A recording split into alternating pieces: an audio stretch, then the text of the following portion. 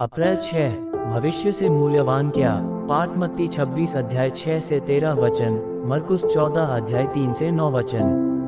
मैं अपने परमेश्वर यहोवा को ऐसी होमबलि नहीं चढ़ाऊंगा जिसका मैंने कुछ मूल्य न चुकाया हो। दूसरा शमूएल 24 अध्याय 24 वचन। सुसमाचार के लेखकों ने त्यागपूर्ण देंगी से संबंधित दो घटनाओं का वर्णन किया है जो फसल के मात्र 2 दिन पूर्व घटित हुई थी। मत्ती 26 अध्याय 2 वचन। देने वाली दोनों महिलाएं थीं। एक वह निर्धन विधवा थी जिसने अपने पास के अंतिम 2 सिक्कों को दे दिया। मरकुस 12 अध्याय 41 से 44 वचन, लूका 21 अध्याय 4 वचन। दूसरी वह महिला थी जिसने अपने बहुमूल्य इत्र को यीशु पर उंडेल दिया था। मत्ती 26 अध्याय 6 से 13 वचन, मरकुस 14 अध्याय 3 से 9 वचन। यीशु ने दोनों कार्यों की उच्च प्रशंसा की। यहाँ एक अमर शिक्षा है। दोनों महिलाओं ने अपने भविष्य से अधिक महत्व परमेश्वर को दिया।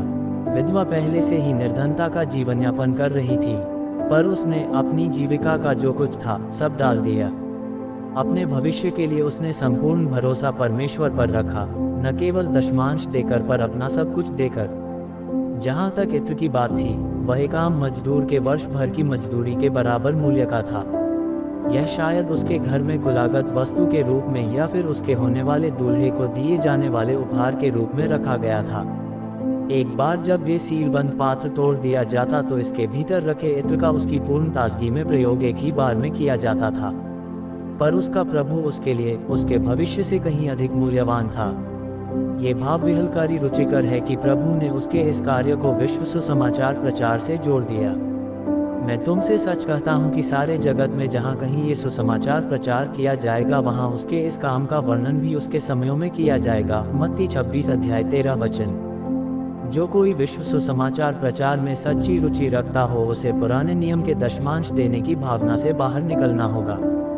व्यवस्था मसीह तक पहुँचाने में हमारा शिक्षक मात्र थी। गलातियों 3 अध्याय 24-25 वचन। इसका अर्थ उन यूनानी ट्यूटर या साथी से हैं जो बच्चों को स्कूल पहुंचाने, राह में ध्यान भंग होने से बचाते और सुरक्षित घर वापस लेकर आते। हम कब इस प्रारंभिक अवस्था को पार करके परिपक्वता के स्तर पर पहुंचेंगे? व्यवस्था गणना करता है पर प्रेम हर्षपूर्वक और उदारता से देने का आह्वान करता है।